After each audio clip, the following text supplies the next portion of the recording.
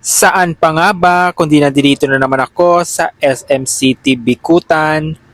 Tara, bali maghahapunan na pala kaya kakain muna kami dito ni Maring Edwin sa KFC.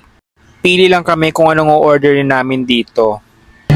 Nandito na naman kami sa aming pangalawang bahay. Ang SM City Bicutan. Walang magawa sa bahay.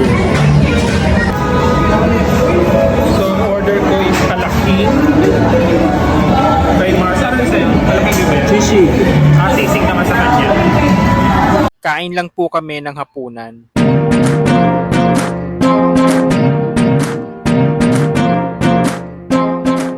A few moments later.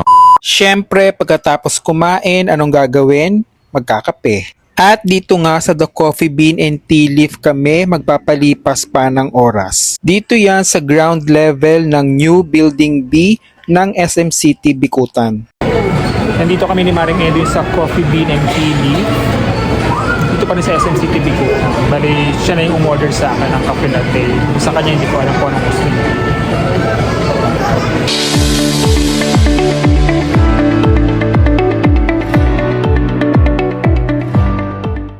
Ano yan?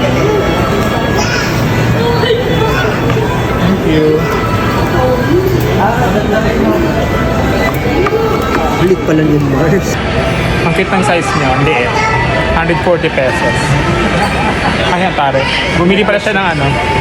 This Visualite na ano, fan. Dalawa yan, sa akin rin. may friendship pala na kami fan.